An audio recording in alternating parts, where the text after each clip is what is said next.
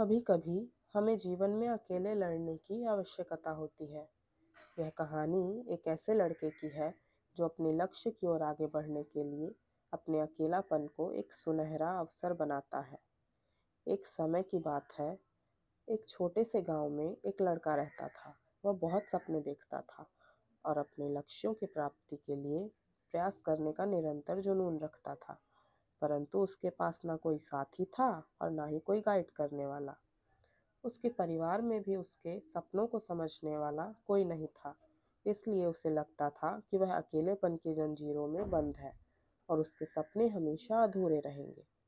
फिर भी उसने निरंतर मेहनत की और अपने आत्मविश्वास की आवाज़ को बुलंद किया। उसकी इच्छा शक्ति और संघर्ष ने उसे सही दिशा में आगे बढ़ने की शक्ति दी और वह आगे बढ़ता चला गया। एक दिन उसे अपने गांव के बाहर एक पुस्तकालय का पता चला। वह बहुत हैरान हुआ क्योंकि आज के पहले उसने कभी ऐसी जगह देखी नहीं थी। धीरे धीरे उसने उस पुस्तकालय के दरवाजे पर कदम रखा। उसने देखा कि लोग पुस्तकों के बीच खोए रहते हैं और वहाँ की शांति, पूर्णता और ज्ञान के वातावरण ने उसे संतुष्ट कर दिया।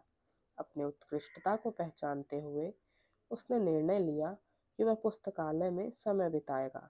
धीरे धीरे वह पुस्तकालय की विभिन्न किताबों को पढ़ने लगा और एक नई दुनिया की खोज में निकल पड़ा। दिनों बिताने के साथ साथ उसका ज्ञान बढ़ता गया और वह अच्छे लेखकों और दर्शकों के साथ रिश्ता बनाने लगा, जिससे उसके ज्ञान में और भी ज़्यादा वृद्धि हुई।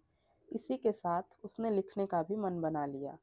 उसने कई लेख लिखे, जिसमें से उसका एक लेख प्रकाशित हुआ और उसे अवसर मिला अपने लेखकीय कौशल को दुनिया के सामने प्रदर्शित करने का।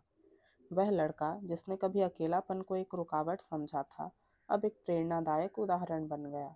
लोग उसे मान्यता देने लगे और वह लड़का अपने लक्ष्यों की ओर अग्रसर होने में सफल हुआ। इस कहानी से हमें यह सीख मिलती है कि अकेलापन को एक सुनहरा अवसर बनाने के लिए हमें संघर्ष करना चाहिए। हमारा समर्पण और मेहनत हमें अपने लक्ष्यों की प्राप्ति की ओर आगे बढ़ा सकती है। तो ये कहानी आपको कैसी लगी?